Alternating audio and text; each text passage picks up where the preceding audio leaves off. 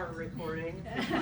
Yeah. Actually, AJ, you want to introduce yourself real quick? Oh, okay. Since you're new here, and then we'll launch the whole thing. Hi, I'm new. I'm Alyssa Jane. I'm a Gemini. I like pineapples. I like long walks in the park.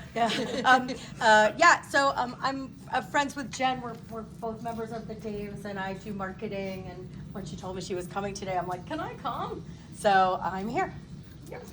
Ann is now going to be our social Welcome. media coordinator for today. But she's only recording us, so if you want to ask a question, you won't be on film, so you should feel free to ask those questions. And then she'll be walking around and snapping photos. If you're like, I'm going to sign books after and that kind of thing. If you, what's that? It's looking at you. The camera's looking at me.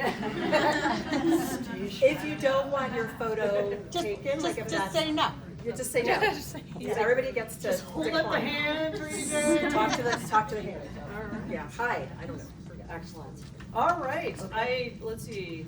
I guess we'll start with a safety moment of the bladder variety. Bathroom is straight down the hall on the right-hand side. So that is my primary safety concern in this room. You all got here via an elevator. That's about as much as I can do. For a safety moment of reasonable expectations. I guess I will say if we do have an egress situation, we'll find the exit and do use 3 points of contact. So make sure you have a hand on the railing. All right. With that, I will started rewatching Mann with my husband last night. So 3 points of contact took a really dark turn. I'm like, what is 3 points of contact? Your feet always have, so if you're going downstairs. Yes. Make sure your lower foot is planted before you move your second foot, and then you have a hand on the railing. 1, 2, 3. 1, 2, 3. You're asking me to math, and I that is don't not a work good thing. 2 hands and 1 foot climbing a ladder. Thank you. Did anybody else need that, or was it just me? No. We are oil and gas. I'm glad that none of you needed that. I would have been a little concerned. I was in the coal industry, so we never talked about 3 points. Well, they had Imshaw, not OSHA. You don't think MSHA believes in 3 points of contact though? I do think they do. I mean, I would hope by now. I don't know. Get with the time, people. I don't know. You know a lot more about coal growing up where you did than I do, so I'm gonna trust you on that. Where'd you grow up? Kentucky. Oh, there you go. I'm from Ohio. Hey. Hey, sister. Although Jen did live here at one point. I did, in 2004 to 2012, before it got so big. It's like driving around today, I'm like, I don't even know where I am anymore. Things are so built up. I'm not gonna say, I wish it was back the way it was. Anyway. A lot of us probably wouldn't argue. But. Yeah. All right, I'm going to start with thank yous for all of our fantabulous sponsors. And as we have been doing this year, I'm going to ask y'all to raise your hand if you are with one of these companies. Because I know I see some Civi ladies in the house, so Civitas, thank you for utilizing your memberships and showing up today. That is, Does it warm the cockles of your heart? it does see all the parts of my All the heart, parts. since We don't I'm know what a not cockle 100% is, sure but we'll what say the it's a cockle part is. of your heart. Yeah. I think it's a ventricle. It's a ventricle, we think. That's what we're gonna go with. Yeah, Somebody exactly. Google it, fact check us later. All joking aside, Leah and I and Kelly got together at the beginning of this year and said, okay, what do you see as the most valuable way we can tailor your sponsorship for your company? And we went with base memberships for more people because you can expense events easier. So please, anybody that hasn't, if your company hasn't sponsored and you want us to pitch that, let them know. We will customize it on whatever works best for you. Because we want you all here participating. So next up, Kahuna. Who do you do? All right. Are you solo today? Yeah. I mean, not that's not funny, and we love you, Rachel. All right. I'm bringing out the team just in myself. There you go. You can carry it all back. With all the voices I have in my head, I'm a solar team, you know? We're never alone. All right. Oh, and next up, Enerflex, and I would be the solar representative here. Thank you. Come see me later if you have any compression or process needs. All right. Now I've earned that. MPLX. Sydney, are you solo, Sydney? I'm so glad you made it. Poor Sydney. This is the second time she's had to deal with me this week. She had me for a whole lunch yesterday. And I had an hour this morning too. Jeez. So She's give lucky. Sydney lots of wine. Yeah. All right, Sertaris. Okay, I gotta work on Sertaris showing up. Sertaris actually, I got their sponsorship because a girlfriend of mine left my company and went to Sertaris in Calgary, and they were opening an office here, and she introduced me to their HR person, so we had the whole membership thing as a strategic move to help them get the word out when they were looking for people. So I'm glad that they're a sponsor. I'm sorry no one's here to represent. Urban Solution, anybody from Urban? Nope, all right. Shout out to Urban though. If you need sound walls, Urban Solution is someone to look at. Female-owned business, so gotta give them extra kudos for that since we are still only in barely double digits in this industry. Microphone? Novus, do we have anybody from Novus? No? Okay. But Tien, you brought Novus in too? Was that the one that? I did. You did, Amelia did, thank you. Okay, like to give credit for that too. Canusa, all right, and special thanks to Alicia, she is our event coordinator today, so she's the one making me look good with the the platters getting here on time and all of that, so thank you. And last but absolutely not least, Liberty, did Jesse come back down yet? Hey! Hey! You're like, all right. Five's on Wait, five. not Jesse, and thank you. All right, so Liberty is our fantastic sponsor for this space that we are in today. And we will be back here December 3rd for the holiday party. So please put that on your calendars as a placeholder. Marketing is about to begin because we have we got the final theme yet? We do. So we're doing Cozy Christmas. So it's going to be a very cozy party. So I expect plaid and cozy sweaters and all of that. Yes. Snuggies? And you guys are gonna let me take care of you during the party so that you don't have to worry about it. And we're gonna have a lot like a hot cocoa, sipping contest, like a game Anyway, that could be very dangerous. So it's going to be a very cozy, fun event that I just want you guys to come and just be comfortable and enjoy everybody and not have to dress up and not have to impress anybody and just like let's get together and hang out. That's what we're doing. Want to make it a slumber party? I can work on it. I don't know if Kelly will do it, but I'll do it. Yeah, the building may Mimosas, have some like- issues. That's okay. We might have the shower. We might have to do a full safety. Yeah. Okay, so we probably won't do all that. All right. Well, thank you all for coming. I am so excited to see you all here. I'm going to start with a warm, heartfelt introduction. Hopefully many of you have already got a chance to meet our fabulous Jen Coken here. Yes, ma'am. Guess what I have with me? Oh, we have a mic. I know, it's very. Am I getting mic'd up?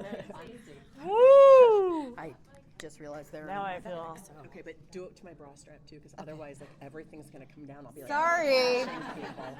Well, can I touch your bra strap? Did you pause the video? I hope you were We'll be editing that part out. Now that EJ Yeah, is getting it's not live, so very we're okay. familiar Yeah, with there's our editing. speaker. There's delete. Yeah. All right, do we need to do a 1, 2, 3 or anything? No, or we're good. You're all good? It's going. Okay, Yeah. perfect. So I heard some of you ask earlier and hijacked a little bit of my intro, but Jen and I have known each other now for a handful of years. Well, let's see, 2021, I can tell you exactly. Yep. Because I first encountered her on the podcast Who's Talking Back. And if any of you have been to a handful of our lean-ins this year, you've probably seen or encountered Miss Michelle McGlade. Michelle was the host of She's Talking Back, and Jen was her guest at that time. And I thought, okay, I know a fair bit about imposter syndrome, but I've never laughed about it this damn much in my life. I gotta find out more about this woman. And there's a whole long story about how I had met Michelle before that point, but I look back and I'm like, okay, apparently I didn't have a lot of imposter syndrome issues because looking back, I could have come off as such a freaking fangirl to both of them in retrospect, but apparently I didn't come off quite that bad. So, because they're both still in my life. So I'm going to say I pulled it off in some way, but with The that, restraining order hasn't come yet, but I'm working on it. getting served after dinner. After dinner, All that's right. By the by, I did stand-up comedy in Denver for 7 years, so if you see things, we have to have fun, we have to laugh, all this stuff, so that's, just so you know, that's just part of who I am. Yes, When I lived here, that was absolutely. one of the things I did. I'm gonna make one comment, please. Ladies, can I have everyone's attention? Please stop having side conversations. I'm just gonna ask you straight up, because it takes away, like, I think one of the things that is really important is how much we honor each other with our listening. And it's distracting for me. I don't know if it is for you, because I'm like, what are they talking about? I want to know what they're talking about. What's going on? What am I missing? I'm a huge FOMO person. So would that be okay if we didn't have side conversations? Would that be all right? Yes, ma'am. Actually, also, can we mute the fire? Absolutely. Is it loud? That's what's on the. Oh, cool. I Thanks. We can't hear it up certainly- here. No, it actually is not. Oh, thanks for saying that. Good call, Leanne. It's the fire. Got you. Got you. Perfect. Yes, thank you. Is that I better? ha- Is I that better? have the technology. Okay, cool. Perfect. Yes. Any other housekeeping before we start? Okay. No, this is all good stuff. All right. So Jen is a successful business coach for over 25 years, a best-selling author, hopefully about to be best-selling on number 2 here. Do we know stats yet? Well, it was best-selling. It was in the top 3 in professional development, career development in the first week that it was out. But I do have some news. I just got word that it's being translated into Arabic. Woohoo! My publisher was like, Saturday. You know how, do you ever have those things where you open it up in an email and you're like, I don't even know what I did, but that's a win for all of us. So my publisher had sent something out, and I guess it's the largest publisher of Arabic language books, and it was like a BCC to me, so I'm assuming they didn't buy their whole treasure trove of books. It was a number of them, and I happen to be one of them. And side note, I'm going to Egypt next year on an entrepreneurs trip that a friend of mine's leading for female entrepreneurs to meet Egyptian women, and it's a whole women's-led trip, and this whole thing, we're gonna go sailing on the Nile and go to the Temple of Hora. If anyone wants more info, I can tell you about the woman who's leading it. But I was like, oh my God, I can say you can buy my book in your language. Like, that's crazy. That's so cool. So that's kind of cool. That's super cool. All right. Well, and you covered the comedian, so that was pretty much my whole intro No, there. the horse stick. Are we done? Let's go. But with that said, we were going to do the amygdala exercise if you would like to lead us in that, your physical reset that you did with us on the Executive Presence Accelerator. Let's wait on that. You want to wait? Let's wait on that one. Is that okay? Sure. Because I feel like we need some lead-in Okay. Hey. a little bit. I mean, All right. it's all you, girl. Okay. It's all so- us. Come on. Okay. All right. Okay. All right. Well, then we will actually start with Jen. What is imposter syndrome, and why should it be our superpower? Okay. Anybody know the answer? Anybody know? Anybody have an idea? Is anybody here never heard the term? Like before you saw the book or the talk, was there anyone who's like, I haven't, not really familiar with that? Okay. What do you think it is? By the way, this is not TV. You can't change the channel. I always say that. This is interactive, for real. Like, I don't want to be us up here, blah, blah, blah. Like, I really want it to be interactive because I think, don't you think it's more interesting than when it is? So tell me what you think. Yeah, Alicia. Is it feeling like you are doing something or stepping into something that you actually don't have any idea of what you're doing, or you shouldn't be there? Like you don't have the right level of knowledge or expertise to be where you are. Yeah, that's a good, beautiful start. Absolutely. Anybody have any other thing to add? Yes. What's your name? I think it's, Stacia. my name is Stacia. Stacia. I think it's that, but you really do have the skills and to be there, but you still feel like you shouldn't be there. Yeah. Right? Yes. Like, Yeah. Beautiful. And then, okay, EJ, what were you going to say? Yeah, to piggyback on that, it's that feeling of I walk in, I have a job, I have a role, I know what I'm doing depending on what it is, and when I get to that place or on my way to that place or arriving in that place, I feel like I'm an imposter in this, I don't belong here, this is not what I'm supposed to be doing, even if I have the training, even if I was hired, even if I went through whatever I went through to get there. to get whatever that role, job, speaking opportunity, this feeling of like, uh-oh, she's better than me, or he's better than me, or I don't belong here, or I'm not good. It's limiting beliefs. A on, limiting like, belief. Yeah. Okay. steroids. Anybody have any? Yeah. Wait. Malia. No. What's your? Okay. Oh my God. I'm so sorry. I'm so sorry. I didn't get a chance to meet you. What's your first name? Tia. Tia. Yeah, Okay. Tia. Yeah, it's the voice in your head that I'm not good enough, that I'm not belong, that I'm not blah blah blah something. Whatever it is, fill in the Whatever blank. that is, Yeah. fill in the blank. And it's just the voice in your head. Okay. That's all it is. Okay. Anybody have anything else distinct, different? Yeah. I think just attributing your success to something else. Like there wasn't other good candidates, or they thought I was hot, or they thought I was. You're putting it on something besides your own performance. Yeah. Yeah. Anything else? Yeah. Does that also include like how come no one sees what I'm seeing from my view? Like, say more about that. So for example, like, you know, if you go into a meeting and everyone, you know, sees the same thing, and then after the meeting we discuss and everyone said, oh yeah, it was great, but then I disagree with it totally, like I'm on the other end. Does that include that as well? I would say it includes why you didn't speak up at the meeting to interrupt that. Gotcha. And make a wave. It's so when this is the thing, imposter syndrome is not a syndrome. That's number one. It's not a medical diagnosis. Syndromes are medical diagnoses. And I've had people come to me and say, my boss told me I had imposter syndrome. I'm like, where's your boss? I'm gonna throat punch him because I know it's probably a dude. Or, and I will say this, women are the worst about critiquing other women. There have been polls done about how harsh women are about women who are running for office and how much more they have to say about them than a man. But I think that's it's all learned behavior. So back in the 70s, two researchers, Clance and Imes, were studying women in academia. And the paper they published was imposter phenomenon, wasn't syndrome. Why do we use syndrome? Negative, what else? I heard a couple murmurs. What else? Jen said it sounds important. Sounds important. Somebody said something. What'd you say? I said it sounds important. It sounds important. What did you say? I said it sounds cooler. Sounds cooler. SEO. No lie, SEO. That's what people are searching for. So I think personally, that's why I used it on my book, because that's what people are searching for. Okay. What's SEO? Search engine optimization. I'm looking at EJ because I'm like, and will you please tell them? Yeah, it's search engine optimization because it's the thing people are looking for because it's what we've heard in the lexicon. So it was called phenomenon. Why? Because the experience of feeling, and what they said was that they were looking at women in academia and saying, she's so accomplished, why is she feeling like a fraud? Why is she attributing her success to luck? Why is this happening? It's imposter phenomenon. So imposter phenomenon, you ready for this? I'm going to teach you a new word, and then I'm going to give you a way to remember it. It's phenomenological. Phenomenon. Bum, ba-na-na. Phenomenon. Beep, beep, beep, beep. Remember from the Muppets? Phenomenon. Bum, ba. Phenomenon.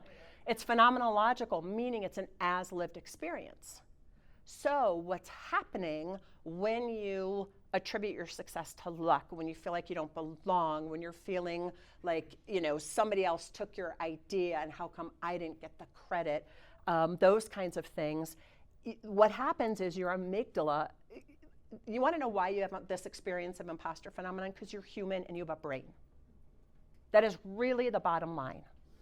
What's happening is it's an amygdala hijack. Your amygdala is that reptilian part of your brain that governs fight, flight, freeze, or fawn. Side note, because I just flew in last night from Maryland and came from a 4-day conference, I did have 3 shots of espresso and a latte before I got here. So if and I get excited about this topic, so if you're like, well, slow down, just be like, okay, at any point in time, please.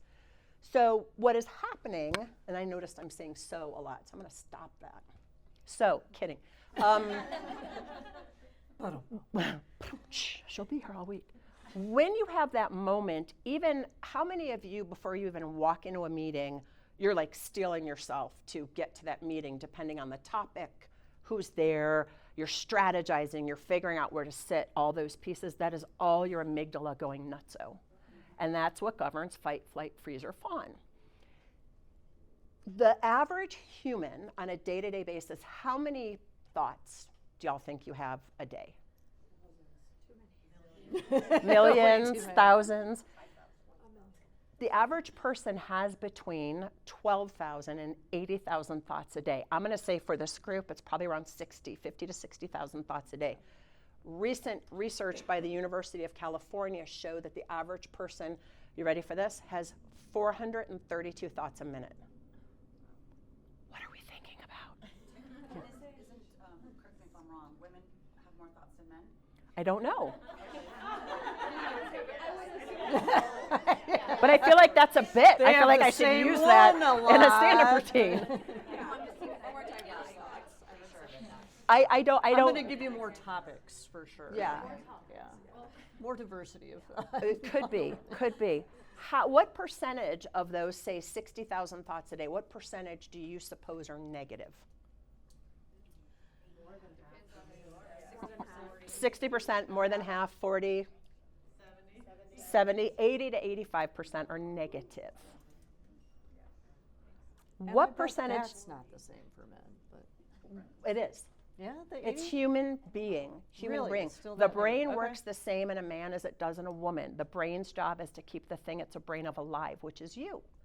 And the reason you're here and cave woman hugga hugga is because your brain kept you alive. And it used to be a physical threat, right? Now it's psychological threat. So the brain, here's another crazy thing. The brain's never dealing with reality.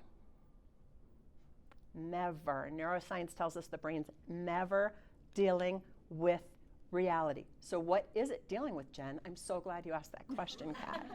Other voice in my head. Exactly. What it's doing is it's scanning for danger, right?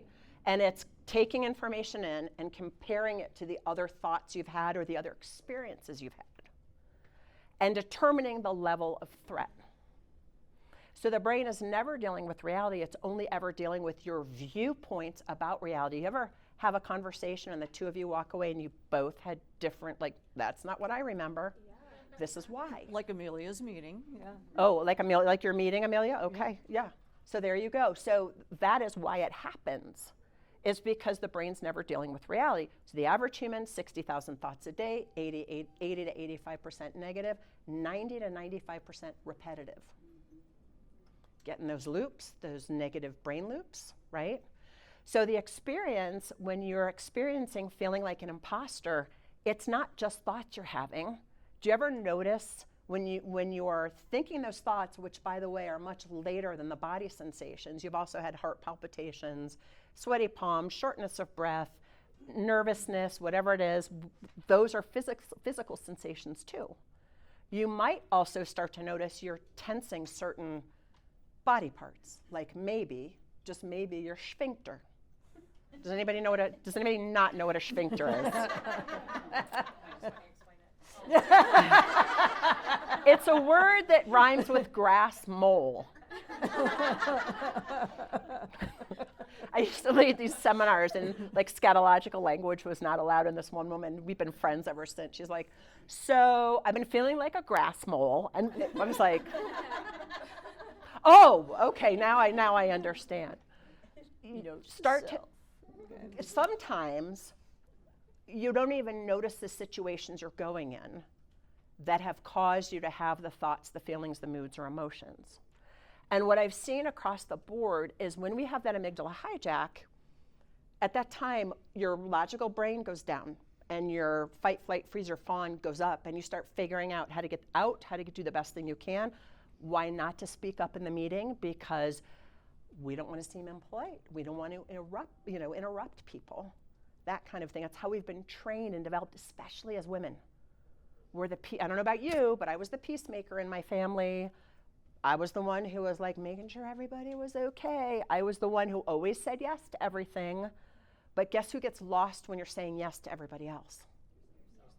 And that's what leads to burnout. And that's what leads to all the other things that go along with it. So imposter phenomenon, you have it because you're human.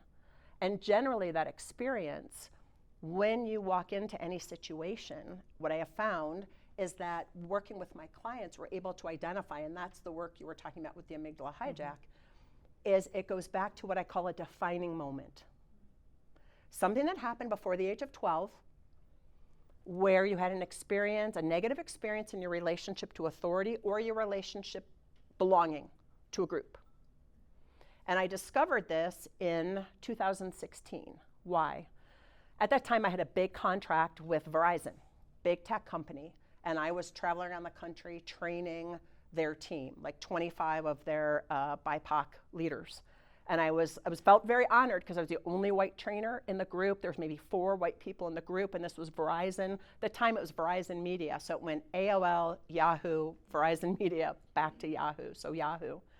Very committed to elevating their leaders. Except the culture at this organization was incredibly toxic.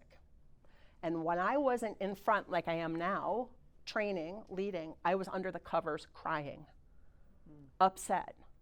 Like, what is going on with me? It's like I lost my mojo. Do you ever have that experience? Like you walk out of a meeting or I don't know, something happened. You're like, wait, I don't have it anymore? What happened to me?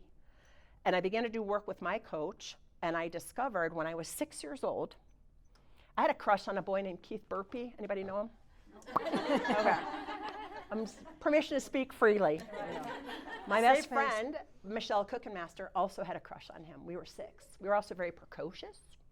And we decided together, she and I took ballet class together. And I would go to her house after school because she lived within walking distance of the elementary school. And my mom was a teacher, but her mom was a stay-at-home mom in Michigan. And we could hang out there. We decided we're going to chase Keith on the playground, very precocious, to see who he would kiss.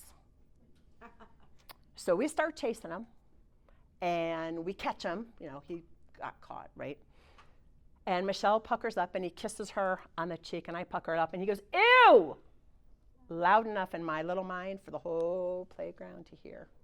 And then the yucky boy, Jerry Johnson, comes up and says, I'll kiss you, and he kisses me on this cheek and runs away.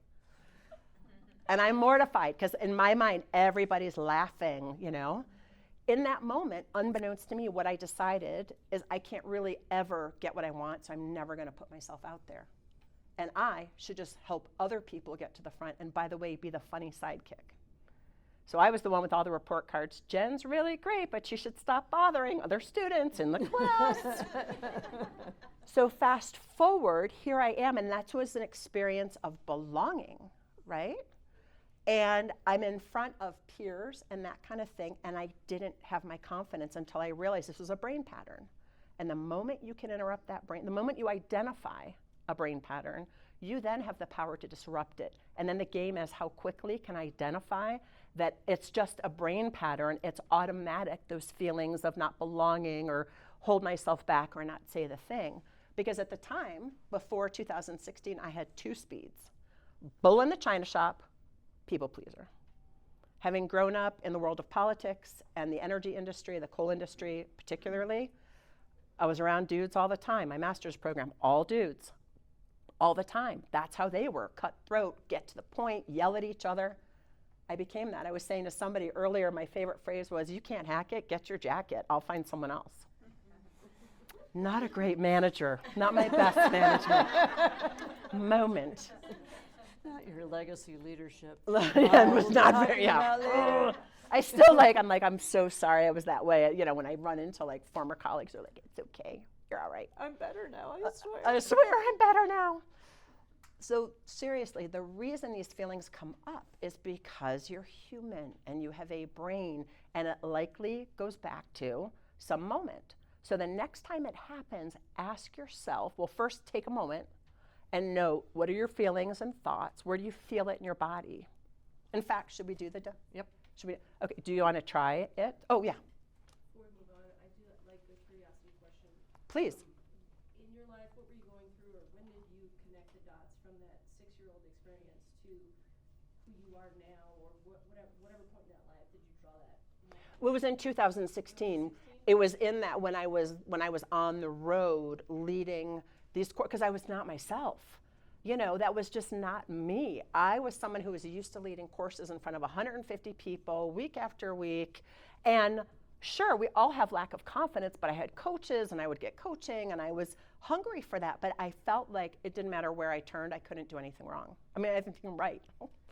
But here's what was interesting, I found out toward the end, because we were on the road in London, I think, and the woman who brought me in, I had mentored when she was in college.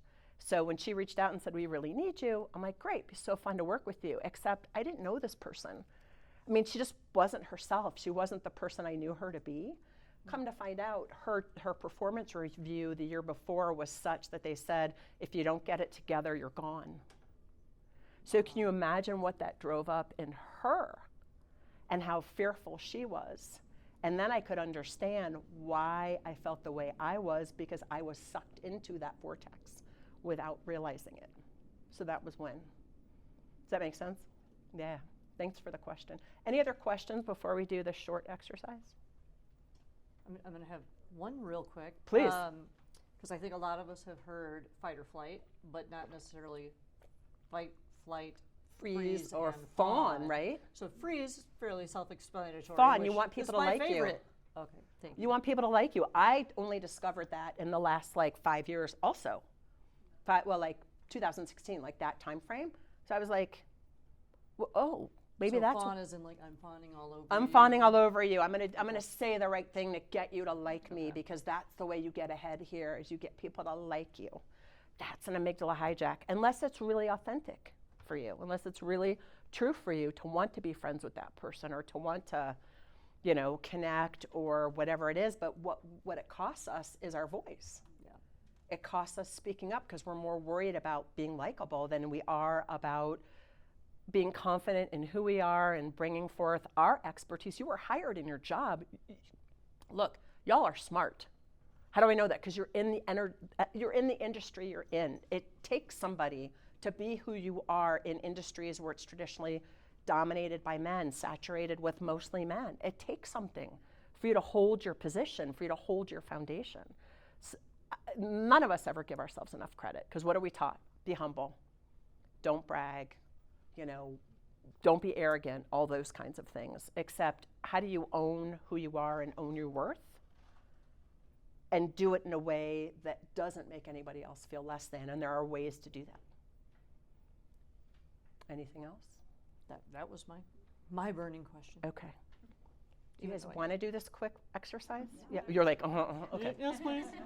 Okay, first thing I want you to do is think about the last time you had some experience of questioning or doubting yourself. It could have been an hour ago. It could have been 2 hours ago. Could have been last week. And it could be at work or it could be at home.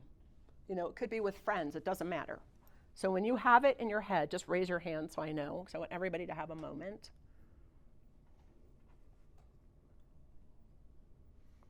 Okay, great. Now, does everybody have paper or pen or something to write with? No? I didn't put that in the invitation. I know. Okay, well, so that's okay. You could use your phone. Just make some notes to yourself, okay, of what the situation was. Where were you? Who was there? And what was going on? Was it a meeting where someone put you on the spot and you felt like you weren't prepared to answer? Or you were pulled into a meeting last minute and it was like, okay, Amy, what's your answer to the ROI question on the last compressor we had, and why? I don't know, I'm trying to think of what you guys would say. I'm doing a terrible job. Why doesn't your toaster work? I don't know. I'm like, oh. So just take note of that, and then close your eyes for a minute, and in your mind, think about what was your mood? Did you feel agitated, nervous, on edge? What would be some of the emotions you had during that time? Anybody want to shout them out? Impatience, frustration. There we go. Thank you. Anxious. What was that? Self-doubt. Self-doubt. Confused. Hands Blindsided. tied behind my back. Hands tied behind your back. Start jotting. You want it? You can. Yeah. I mean, if you're taking mental notes, we're good. Yeah. What else? Somebody else said something. Deflated. Stunned. Any negative emotion, you want to write that down. Okay. What did you say? Triggered. Okay. all those things. So write that down.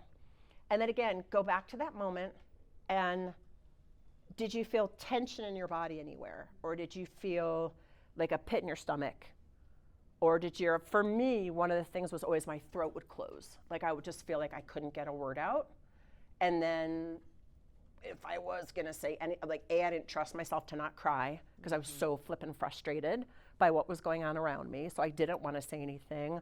I was worried I was gonna say something wrong. And when I eventually started speaking up, I swear to God, do you remember those metal, the old toothpaste tubes where you could roll it up with the metal key thing or whatever? They have them now too, where you can like squeeze. Felt like somebody was like, okay, I have to squeeze my words out of my mouth when I finally began being able to articulate what I wanted to say. So you've got the body sensations, you've got the mood, you've got the emotions and the thoughts, yes? Then take note of, was this when you were in a room with peers? Or was it when you were in the room with somebody you consider to be an authority? Take a note of that or write that down. What if you were alone? It was a virtual meeting. Okay, well then who was on the Zoom with you? It's so funny. Yeah, you're right. So who else was on the Zoom with you? Yeah, might not be physically in the meeting. Well, and it can even be an email too, right? It could be an email too. Like who was the email from? Nobody was there, but he was there. Yeah, exactly. And make sure you write down the thoughts you were having. Oh my God, this guy again. Why doesn't anybody see what I see? How did she get that position and I didn't? Why did he get, he's dumb, he just parroted what I just said. I know I had a conversation with somebody earlier that was sharing about that with me. And when you have that all written down, just give me a thumbs up. Or when you've thought about it all. Give it another minute. Thanks, Kentucky. Thanks.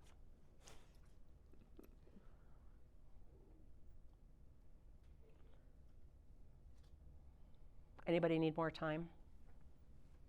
Okay, now close your eyes real quick. And you've just written down, so that's kind of clear. Think about an earlier, similar time. Now, it doesn't have to be the same circumstance. Whatever the brain comes up with, let it come up. What's an earlier, similar time with that same kind of thing happen? You had the same pressure on your shoulders, or you had the same thoughts, or the same response, the same moment where you were clenching your sphincter. And when you get that clear in your mind, make a note of that. Like who was there, the moods, the thoughts, see if there's anything distinct or different. But you're kind of painting a picture of yourself of what happens when you're in an amygdala hijack. And I'm doing this because I want you to begin to notice this and interrupt it. Really important, okay? And when you've got that down, just give me a thumbs up or a wave or a awesome. Everybody good? Okay, now here's the fun part. You ready? Close your eyes again. Now I want you to go all the way back in time. If you're me, it's a really long way back in time. If you're younger than me, it's not as long. So think about that all the way back in time. What was the earliest, most similar moment? And again, don't edit. Well, why am I thinking that? Take that memory that your brain comes up with, and once again, write that down. Write down who was there, what was happening. Kind of like my 6-year-old moment with Keith Burpee on the playground, who's happily married with multiple kids in Kalamazoo, Michigan. What's that? Who lived there for a year? You did? Yeah, I mean, I was like age 2 to 9. Also, Paw Paw, Michigan, a town so nice, they named it twice. I kid you not, that's the town thing. Yeah, it was cold. Were you on a Western Michigan or something? There was an ex-spouse, yes. Oh. That coached some things. Enough said. Ex-spouse, yep. She got an upgrade though. Oh, good. I love that. Exactly. I always call it my practice marriage. That was my practice marriage, the first one. Yeah, exactly. What was the last thing she said? What was How man and woman were created. So does everybody have that earliest, most similar moment? And you might not have the details, but if you have the body sensations, you're like, I don't know all the details. I just remember being 8 and feeling tense in front of a room. That's okay too, because not everybody has clear memories. Perfectly okay. So when you think about that earliest, most similar moment, here's my question, because what's happening in that moment is the brain, remember I said the brain's job is to keep the thing it's a brain of alive. When you have that negative emotion, that negative experience, the brain automatically is like, okay, how do I avoid that in the future? That was not fun. I was embarrassed. I was deflated. I was ashamed. I felt guilty. The brain's going to try to figure out a strategy so you never have that experience again. I'll give you a couple of examples, and then I want you to ask the question to yourself, what's been my strategy? And whatever that strategy has been, has propelled you to great heights. This is not a negative strategy. There's something that got put in place by you that has allowed you to succeed. Had a client, age of 9. She has a bunch of female cousins. Their family doesn't have a lot of money. One of the cousins' families does. And the little girl was giving away a bunch of designer label clothes. And so all the girl cousins came over to pick things out. And she picks up this pair of white pants. And her auntie says, oh, sweetie, you're too big for that. Now, if that had been me, I would have moonwalked, I would have put them down and just like went and sat in the corner. Anybody like that? You're like ashamed and you just went and sat down. Oh, not Jess. Nope. She was like, I'll show you. Goes in the bedroom. And back at that time, jeans didn't have spandex in them. So, I just turned 61 in the 70s. Here's what we did. We used a wire hanger. We would lay down in the bed, put our jeans on, suck our gut in, and then with the wire hanger to get our My brother used pliers. There you go. Ooh, pliers. Exactly, to like squeeze into our jeans. And I'm like, I don't know, junior high school, and I'm squeezing into my jeans. She went and did that. And then comes out, shows everybody, takes them off, puts them back in the pile. Now Jess, at that time at 9, was like, I'll show you. Except she was a very successful entrepreneur, having started and sold 2 businesses, never satisfied with the thing. Why? Because her whole life had been about, I'll show you. I'll show you. So she could never enjoy her success because she's constantly thinking about, okay, how do I show them now? It's like you have a car that goes drive in reverse, I'll show you or I won't show you. Not realizing if you go left, there's mountains. And if you go right, there's a beach, and it's a beautiful thing. Another client was, see, that's why I said it's between the ages of 0 and 12. She was 12. She grew up in, I think it was Austria. And she was with her girlfriends, 3 other girls, and they were on the way to get ice cream after school. And they get there, and 2 of the girls didn't have any money. And she goes, well, I'll pay for you. And the 4th little girl goes, there you are again, being helpful, Hannah. Shame. She decides, I'm never going to offer to help. Now, she was not a CFO. She wanted to be a CFO in her organization. They would not elevate her. Why do you think? Not a team player. Not a team player, exactly. Because of something that happened when she was 12 and buying ice cream. These are like not traumatic or dramatic. These are moments where the brain's job is to keep you alive. So the brain's going to figure out a way to make sure that doesn't happen again. And all of a sudden, it was like when Dorothy goes from black and white to Technicolor. Oh my gosh. Well, she's like, well, I do it on my own. People should. I said, really? How are you training and developing the people that are coming after you? What's your succession plan? She was then elevated to the C-suite, to CFO position.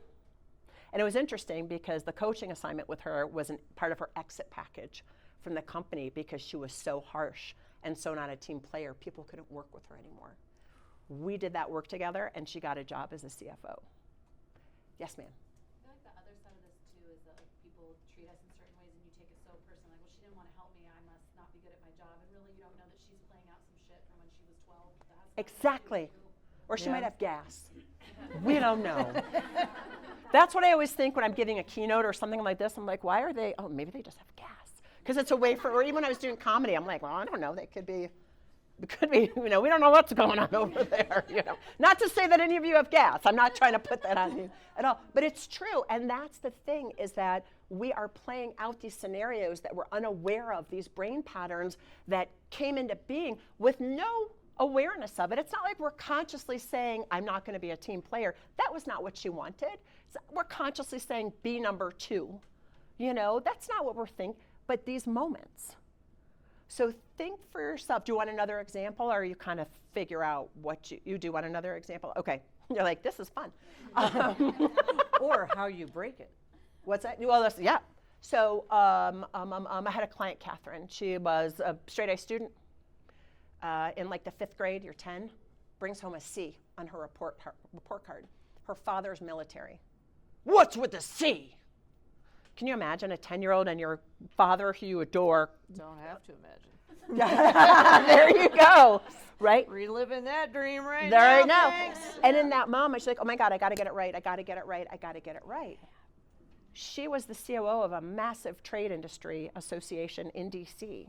She was accountable for finance, HR, and ops. Do you think she had to get it right? Yes, ma'am. So Catherine used that, I got to get it right, to get along, to move up.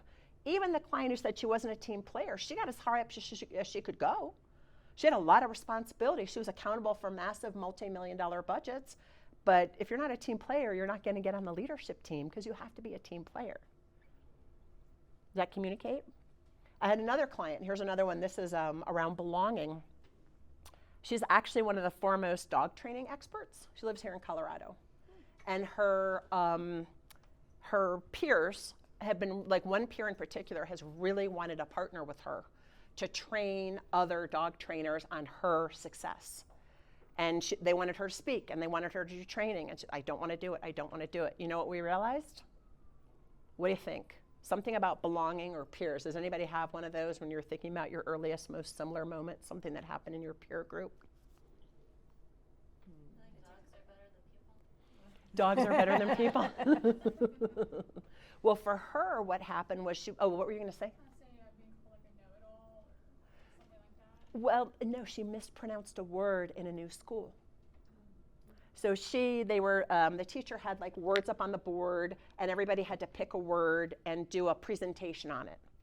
And she wasn't raising her hand because she was in a new school, and she was feeling shy. And so there was 2 words left, and one of them was B-A-S-S. How would you pronounce that? Bass. Or base. She says, I'll take the word bass. Everybody in the class laughs. That's base. It's both. Exactly. Except in her mind, she's now embarrassed in a brand new school. And I said to her, I go, did you do the presentation? Absolutely. I said, did you ask your teacher for help? Absolutely. Can you see the connect between the fact that you don't want to be in front of your peers and what happened when you were 10? And it was like big eyes. Big eyes. Well, now she trains and speaks and that kind of thing. I can go on and on about these stories of working with women. So think back to your moment of when this happened, that negative emotion, that negative experience. What would you say was the strategy your brain came up with to help you succeed? Yeah, EJ? Be defensive, do it alone. No one's gonna, no one's Do it yourself. And have to over-explain. Okay, these I am to the point where it's like, Okay, do it. Thank you. amplifying, this is the way, this is like, Yeah, anybody else? Yeah.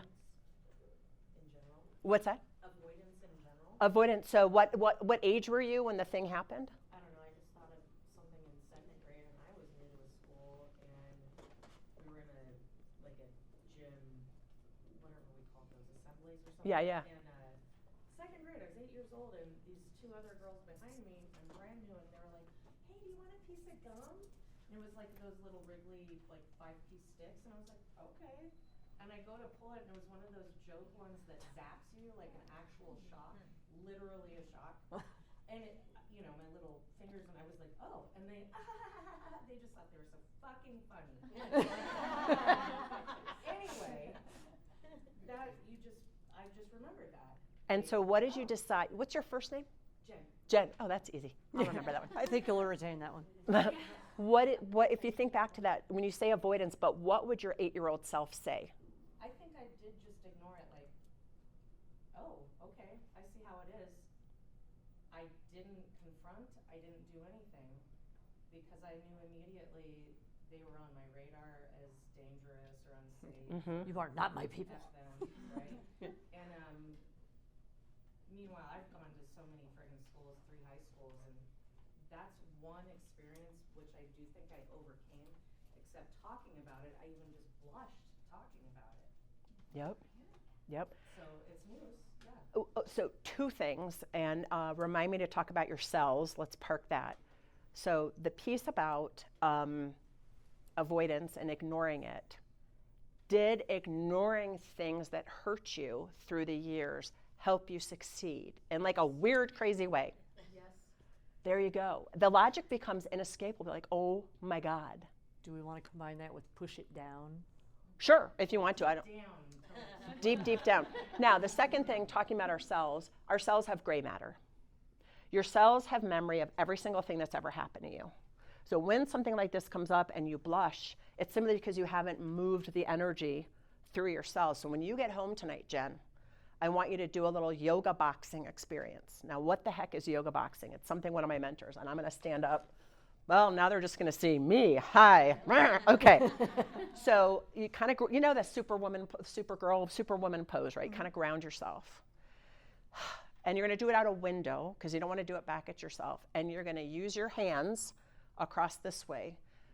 What would you have said to those young ladies? As an adult? No, as that little girl. What would you? No, not as an adult. Don't test me, no. What I did say or what I would? What you wanted to say but didn't because you thought it was better to avoid it. I literally wanted to physically harm them, and I chose not to choose violence. That is wonderful because you're not in jail and you're in your job, and we like that for you. Okay, so when you go home tonight, I want you to say what you would have said. I want to throat punch a bitch. That bitch is you. And keep talking about it. You will move all that stuff. And this is for anybody. You will move all that through your body. And what's happening in that moment, when you have that amygdala hijack, it's all those memories coming up, which is why we get wrapped around the axle the way we do. And when that amygdala goes up, the prefrontal cortex is like, no logic here. We're just going to sheer emotion, and I'm going to defend myself. Whenever you get wrapped around the axle that way, go in the bathroom. You could say it to yourself, in the bathroom. You can also do, this is one of my favorites, because who here manages people? Did you ever have some lucky people you manage, like lucky you, I get to manage that person? Yeah, so I used to go, like maybe we're meeting, I'm like, excuse me 1 second, and I'd walk into the bathroom and I'd go,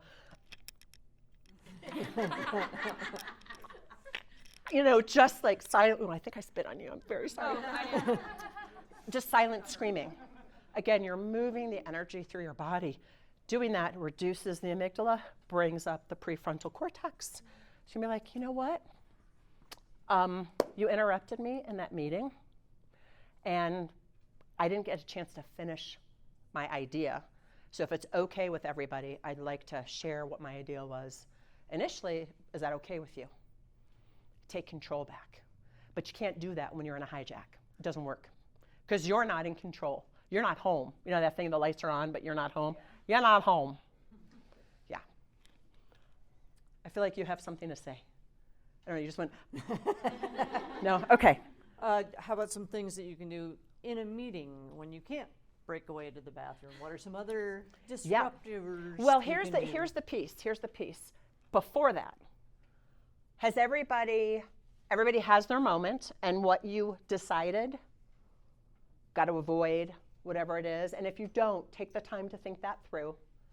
And then start to notice the pattern. Start to notice the brain pattern. Start to notice when it comes up. Because see, now what we've done is we've identified one neural pathway that has got you wrapped around the axle. And I am not a neuroscientist, but I'm going to explain it this way because for me, This is the way I understand it. Very rudimentary, so hopefully nobody's like partnered, married, knows doctors.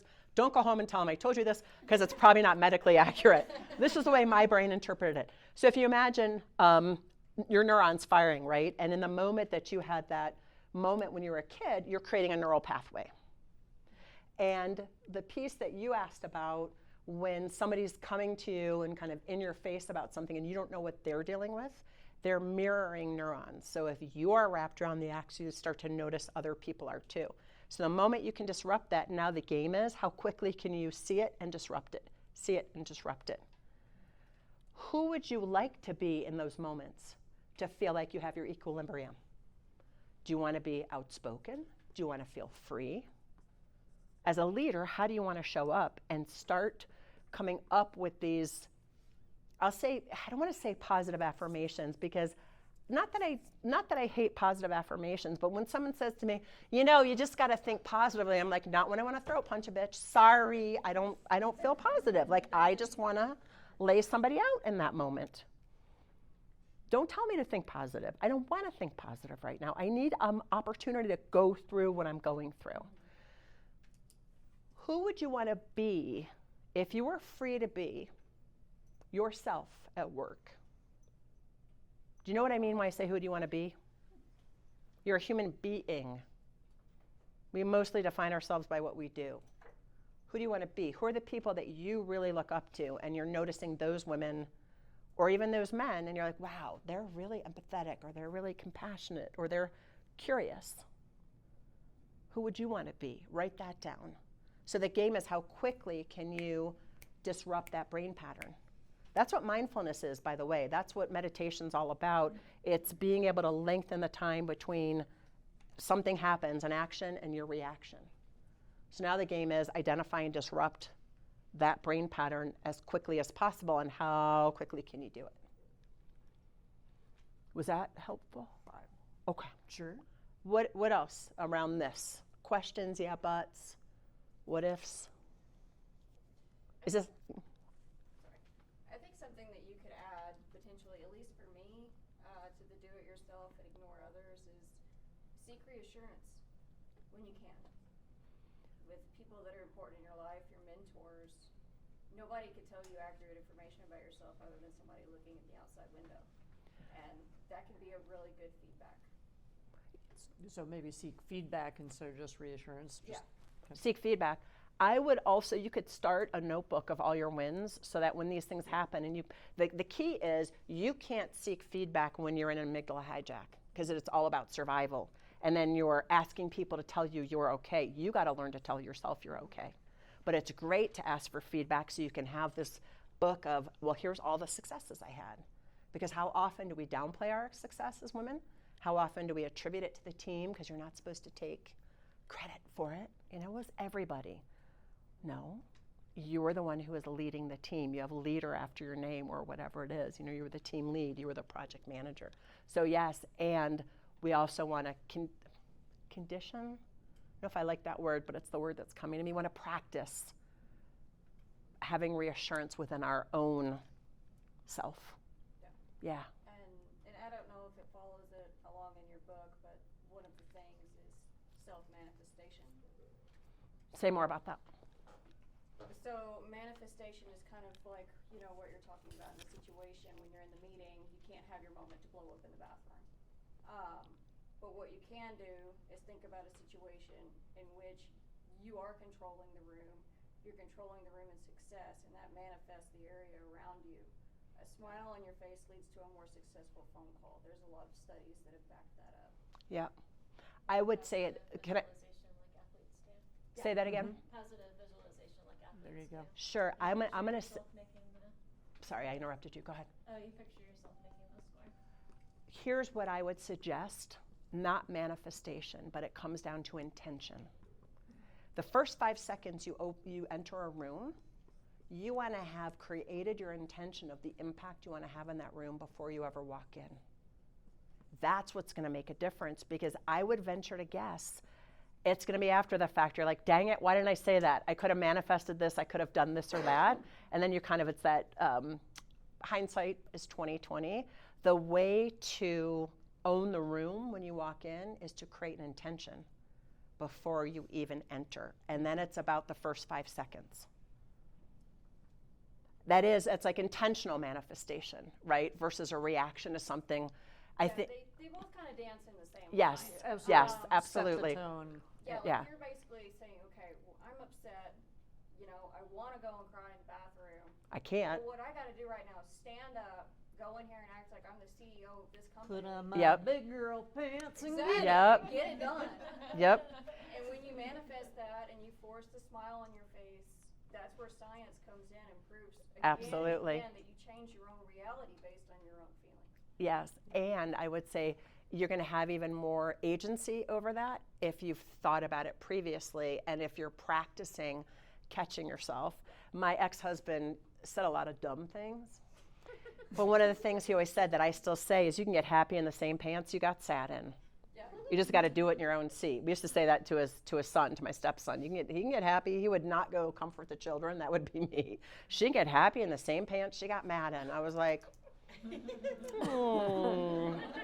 one of the reasons we're not married anymore. Parenting note or not.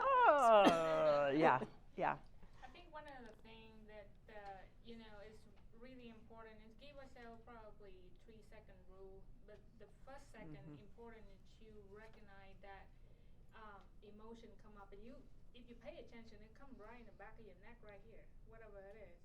You feel it right here, the tension. Recognize that, and then give the next second you take a breathe, pause.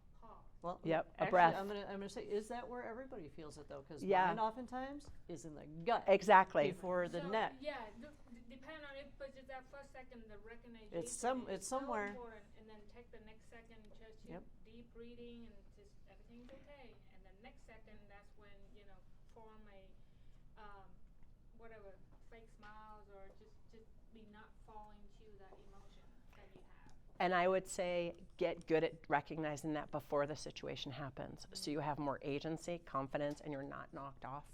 You're mooring at any point in time. And I think what Kat said is very, very good, which is for you, it comes up in your neck. For me, it's in my throat. I start feeling pressure on my throat and my amygdala hijack because I feel like I can't talk, I can't speak. Because when I did, I got laughed at in my little mind. Not my little 6-year-old mind, not my little mind now.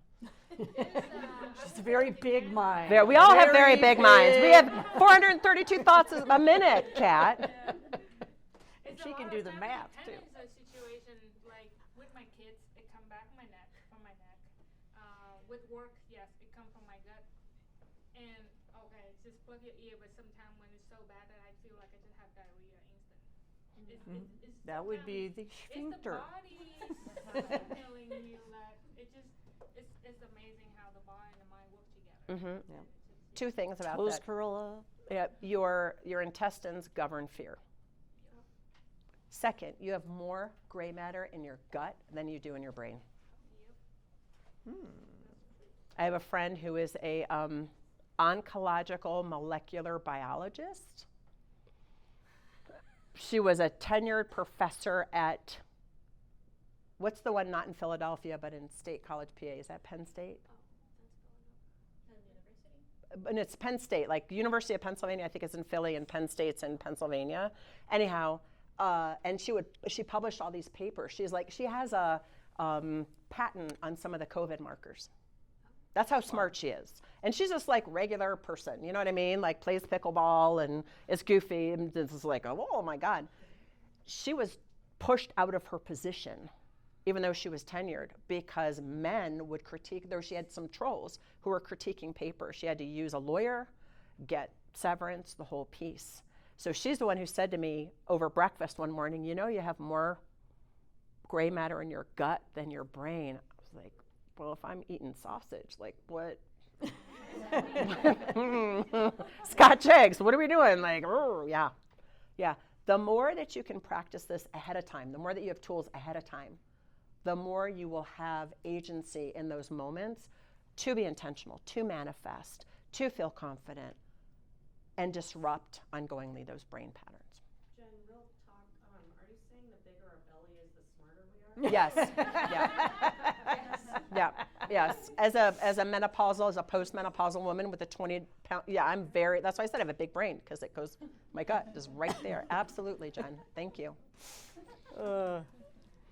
Is that feeling like a good segue to go to power code next? Oh yeah, it is, unless anybody has any Unless other we have more questions or thoughts bubbling comments. up I always on like to say, like, this. how abouts, yeah, buts, what ifs. And do we need to capture any of this? Do I need to erase it, start over? Are you going to draw on the power code? How you want to fly? I'm just going to make you keep doing that. Yeah, let's erase that, and we'll I'll come up and do the power code. Okay. I'm going to teach you a framework I teach all my clients of what to do in those moments. Now that you've seen that pattern, now that you've, we kind of have the initial, we got a little window like this big, right, into your brain. And it is in the book. It is in the book. I you don't know what will have chapter it as is. I had a page reference. I worked with somebody who loves acronyms, which I personally hate, but this has proven to be How really can you helpful, hate I will say. acronyms? What's that? I said, how can you hate Because I acronyms? feel like sometimes they're trite, like this is the brass, method. This is the whatever, and it's just, made up. What's that? Oh. I said OMG, LOL. Exactly, exactly. Okay. Love a good acronym. Everybody can see this, yeah? Okay. So, power, okay? What does this stand for? I will tell you. Now, is anyone here in the room colorblind? Okay, because I think if I use green, colorblind people can't see it. Didn't think to ask on the green. Sorry if you are. Oops. Not as thoughtful as my unconscious bias where I call Tia Amelia. I'm like, okay, so I just misnamed the other Asian person in the room. Pfft, that was ridiculous. I'm so sorry. That was so thoughtless, Jeez Louise. What's that? Yeah, exactly. Okay, so power code, pursue the facts. That's number one. Can you read that? It's kind of like, I don't have great handwriting, I'm just letting you know. What do I mean by that? Anytime you're wrapped around the axle at work, I would grab a piece of paper and write out what's on your mind, if you have time, after the fact, whatever. That person said this, that, blah, blah, blah, blah, blah. Because when we're in amygdala hijack, what's there? All our feelings about it. All the feelings. After you've written that out, take a pen, a highlighter, go back and circle the facts. You will find like 3, I promise you. That moment you're able to separate fact from feeling, then you can actually own the story that you made up. Jen's story of avoid, talk to the hand, push it down. The story of I got to get it right, fill in the blank. This is one of the key, this is like super, super important. Those 2 things, pursue the facts, own your story. That moment when you're able to do that and you're reducing the amygdala hijack and your prefrontal cortex is coming up, then you can almost dial out. I always talk about witness your thoughts, because at that moment, when you are maneuvering that landscape, you're present. Oh, dang, I just made up that they were out to get me when that wasn't the case at all. Really on my side. I didn't even realize it, but I was making up this story. Again, we'll go to the ex-husband. I don't know why today, because I'm in Denver, and I was married to him when I lived here. All the past is coming in to haunt me. So after we were divorced, he called me one day, and he's like, look, I want to run something by you. I've had this story, because, of course, I trained him in this very same thing. I've had this story. I have a story that you don't think I'm a caretaker. Now, he was head of Flight for Life here in Colorado. He was an ICU nurse for 13 years. He's a very caring individual. We just were much better friends than we were partners. And I said, I don't think you're not caring, because look at your career. I think there were times that you cared more about yourself than me. And then we had a great conversation. But he had to, it wasn't you don't care about me, you don't pointing, because it's easy to do, especially in the environments we're in and kind of the inherited patriarchal construct that we're working inside of. It's easy to become victim. It's easy to feel like a victim. It's easy to think, I can't change that. You can, one moment at a time. So when we're present, we can witness our thoughts, feelings, moods, and actions. We're present. When we're present, we have presence. Presence of what? I'm going to say it this way: mind, body, soul, and spirit. What do I mean by that? Mind, to think clearly, because now you're logical about it. You're no longer governed by your feelings. Soul, to speak your truth. Body, to embody the kind of person you want to be, the kind of leader you want to be: open, caring, compassionate, versus talk to the hand, I'm out of here. And spirit, God, body, or dog, I don't care what you call it, the ability to listen to your gut. Because when your mind is quiet, you can hear your intuition. You can hear that still small voice. How many of us have ever taken an action, you don't know why you did it, but it always wound up for the best? And we have those moments when we're present.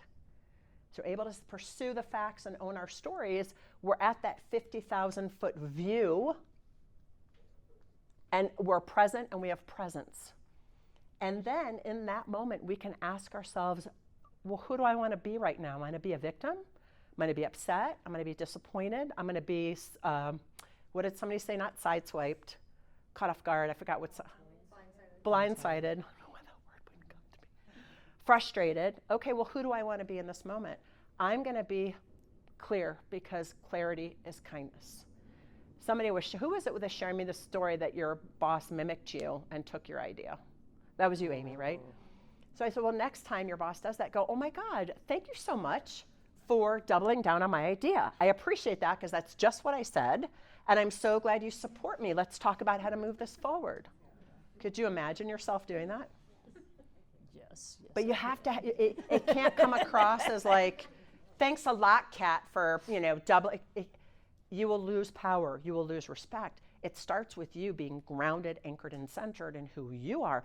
That takes a ton, I'm going to say a shit ton of practice. And for me, that's a lifelong practice. That's totally a lifelong practice. So what does the E stand for? In the moment you're at that 50,000-foot view, you can embrace a new choice. How do I want to show up? And literally, this is like rinse and repeat. It's practice. Practice makes perfect. And I don't know what chapter this is, but I think it's like chapter 16 or something in the book. It's in there. And you can read about, how many of you are visual learners? So you can read through how I was thinking about it. I practice this daily. Some days I'm really good, some days I'm not. And then I don't get like wrapped around the axle about that. I figure out, okay, well, where did I go off? Why didn't I, manifest? Oh, I didn't have an intention. I didn't intentionally create what I wanted to manifest in that meeting. I didn't walk in with a smile. And then I can correct that and do it differently next time. So what questions do you have about this, or yeah, buts, or what ifs? Because I'm going to open it to general questions, because we are coming up on Are you 5 serious? Oh my gosh! Already, so okay, I'm good. thinking, And then I have a I have a gift for everybody too. So besides the book, yeah. All right. So general questions or specific? Okay. Yeah. Same way I think about golf. You can only have so many swing thoughts per swing. Generally 1. Max 3. You'll shank the ball. If you were going to give us like the main takeaway, if you're going to get anything from this, like what is probably the easiest to like have in that amygdala hijack that is like the easiest thing to kind of reset? Outstanding question. I don't play golf, but I understood what you said, so that was good. I played rugby in college. That was fun. I think it is doing the work to ask yourself, who do I want to be? How do I want to show up as a leader? And I say that because, remember, Catherine, I talked about who's the perfectionist, had to get it right. Her response many times was, her and her boss were not getting along, the people that reported to her. And she would make all these assumptions, because for her, she had to be perfect, and everybody else had to be perfect. And I said, well, what if you were curious? She goes, what do you mean? I go, well, you could start every sentence with, I'm curious. And she says, you mean I could ask my boss? I'm just curious why you're such an asshole. I was like, no, I don't mean that. However, what you're doing is retraining your brain. So the biggest takeaway is to come up with that one way of being that you want to play with. Free, caring, clear, curious. And then you find a phrase, I'm curious. Because the moment that you are triggered, It's almost like, the safe word, avocado. You're not going to say that in a meeting. You have your phrase and the things that you're going to practice to feel free, to be curious, to be compassionate, to be empathetic, to be clear, to be kind, all the things in between. It starts again, starting with intention. And you don't have to do anything. I invite you to create how you want to show up as a leader, and then ask yourself moment by moment, am I showing up that way, or am I in an amygdala hijack? And start getting really interested. I once was working with a guy, and he created Being Loving. Okay? He had a book where he kept score of examples of being loving in and around his world. He had 114 examples. No, just a super curious. He's like, I saw someone open the door for somebody else. That's an expression of love. I saw, the server came and gave us separate checks. That's an expression of love. He just got really curious and interested. What does that look like? What does that look like for him? What does that look like for others? What does it look like to be direct? I have a nickname. The Velvet Sledgehammer. Oh, no. Now, why do you think I have that? Velvet, you're way of softening it up, but you're going to come down hard? Well, I'm not going to come down hard. I'm direct. Okay. I'm direct. You may have not noticed that. Speak softly, carry a big stick. Well, but see, that I think velvet can be more. That can be like wield that stick. I'll give you an example. I was working with a client, and she has someone who reporting to her that she inherited from 2 other bosses, who no one's ever given this woman performance feedback. She really needed to be on a performance improvement plan because she's a leader.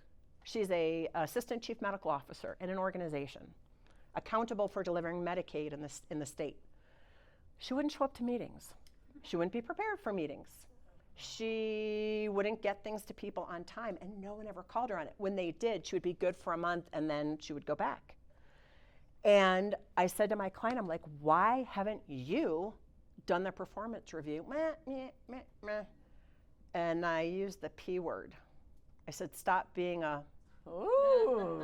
I go, I'm going to say this with the most care and conviction and kindness. Stop being, and she went, or I said, when are you going to stop being a, you're right, I am. So I'm direct, but I'm kind. Like, that didn't work for me. No, we're not going to do it that way. No, that suggestion doesn't deliver the ROI that we needed for this quarter because we said the priority was this, and now you're telling me it's that.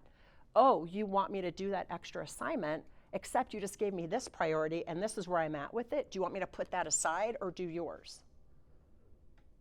That's about saying no with clarity and owning, I've got these, I'm not going to do that right now because I've got these priorities. So that's what I would say. Is that helpful when you said the one thing? And we just slide in the legacy leadership because that was one of our keys that we were hoping to talk about. Yeah. Kind of like overall, you're kind of saying disrupt your gut feeling, but. Well, you're disrupting your brain pattern by being connected to your gut, your feelings and emotions. That's why I said remember back as early as you can. For me, this is interesting. So somebody else pointed this out to me. It's actually a couple that I'm very good friends with. I stayed with them last night. And 4 or 5 years ago, I was at a mastermind with some other entrepreneurs. And interestingly enough, I said something, and then another woman popped up, was like, I've got something to share, and went up and said the same thing that I did. How'd that go? Well, I was leading, I was like interested in the conversation. And my friend Steven goes, in that moment, you pushed back. Okay, now I know that's when I'm having an amygdala hijack. I physically push back. I'm done with you. I'm done with y'all. Pushed back. I'm like, okay, so now it's up to me to interrupt that piece. You want to look for the tells in poker? You want to look for the tells in yourself. Michelle. What's that? Michelle's a poker player. Who's a poker player? Oh, you are? Oh, you are? Yeah. Oh, yeah. So my gut was telling me something wasn't right, and it turned out he was actually out to get me. So your gut was telling you he was out to get you? Yeah, trust your. I was like, no. Well, I think it's. It turned out to be true. Right, trust your gut. The thing of it is, you got to quiet this nonsense, this bad neighborhood. Don't go here alone but we're here alone all the time. This is where you want to reach out for feedback and say, can you just remind me of who I am? Because I just had the most crushing conversation. I don't have confidence in myself anymore to propel that thing forward. Remind me who I am, because I don't freaking remember. Yeah. I think the other key to that, to listening to your gut is really important. Like, I have so many gut feelings all the time that have led me in the right direction once I started listening to it, is pattern recognition. Yep. You can writing down your wins, writing down patterns, writing down this happened again, this happened again, this happened again, this happened again, and your gut's screaming at you, and you have a you have a record, and your gut's telling you this, and the record's telling you this. That's probably accurate. And that's exactly what we just did. Because I was like, okay, earlier similar. That's the pattern recognition. Beautiful. Thank you. It's a great way to look at it. Good stuff. Any other questions? Yeah, buts, how abouts? Was this helpful? Yes. Yeah. If it wasn't, let me know, because I will answer a question or help you with whatever you got, because I'm really committed that everybody gets something out of being here today. So please speak up. I promise to make it entertaining. Right. Can I go Please ahead. do. Where do you want to go? No, I was gonna say do a quick pitch and your extra gift. Okay. And did everybody grab a book? Yeah, I'll be signing Okay. books, and we're right by the WOGA sign, so we can take a picture, and you can post it #WOGA. Yeah, so we that will they get a bunch group of- photo before Yes. everyone departs. Yes. please. Okay. How many of you? The whole piece about tell me your name again. Kentucky. Brittany. Brittany, thank you. I'm like, I just want to call her Kentucky because that's what I remember. Sorry, Brittany. Okay. When you were talking about manifestation and intention, how many of you, on a scale of 0 to 10, feel like you're masterful at that? Of like being able to set intentions, you're a 2? Just hold up fingers. Where do you think you're at, 0 to 10, on setting your intention before you enter the room so that you know you're creating? Okay. And for how many of you would being a 10 make all the difference? That make a difference if you were a 10? Okay, great. Second thing, on a scale of 0 to 10, how many of you, what number are you as far as mastering your value and your worth and being able to articulate it in the moment when in a meeting? 0, 2, 2, 7, 5. Okay. Would it make a difference if it was a 10? Okay. On a scale of 0 to 10, how good are you at saying no and leaving the other person feeling honored and respected that you said no? You're a 10? You are a 10, Michelle. You're a 2? You're a 1? Okay, would it make a difference if you had the tools to be able to do that in the moment and you were a 10? Okay. Next week, and I did this intentionally, 8 a.m. to 9 a.m. your time, I am leading a 3-hour workshop, 1 hour Monday, 1 hour Tuesday, 1 hour Wednesday, called Unignorable. And what you're going to learn, I'm going to give you 3 tools that are frameworks that I've used over and over again with great success with my clients to own the room, own your worth, and own your no with no loss of power. Now, normally it's $129, but for you, $99. So I'm going to pass out these business cards, and feel free to take, I'm going to go this way and this way. You can pass them out in the room. There's a QR code, okay, that you can scan, and on the back, and then when you go in there, it's okay, just throw them at everybody. It's fine. 52 card pickup. Yep. Yeah. Just put in WOGA, and it'll go to $99. And you only have to come to 1 live. We got all the replays if you can't be there live, okay? You're also going to get 3 bonuses. One is, as soon as you sign up, you're going to get my Power Opening Swipe file. That is 10 ways that you can own the room as soon as you walk in the first 5 seconds. You come, and then you're also going to get my 5-minute reset, self-care reset.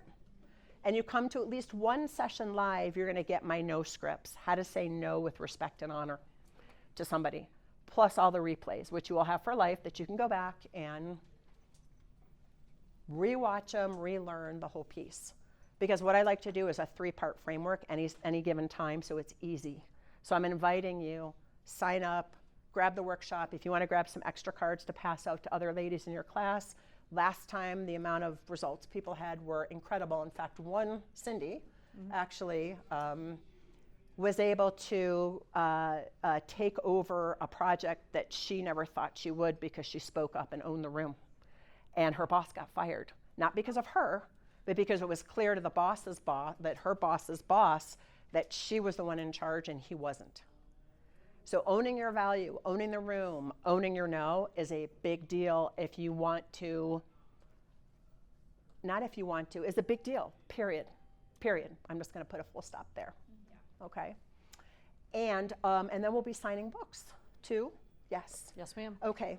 Returning your stylus. Oh, my stylus. Okay. And if you want to get on my email list, what I will do in return is give you a free ebook as well. So if you want to read it on your Kindle or your Nook or your, is that everything? Kindle, Nook?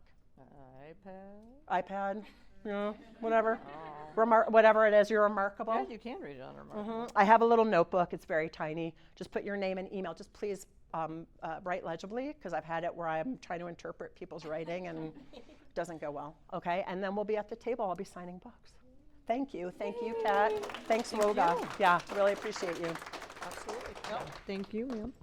Absolutely. All right. We'll return the mics.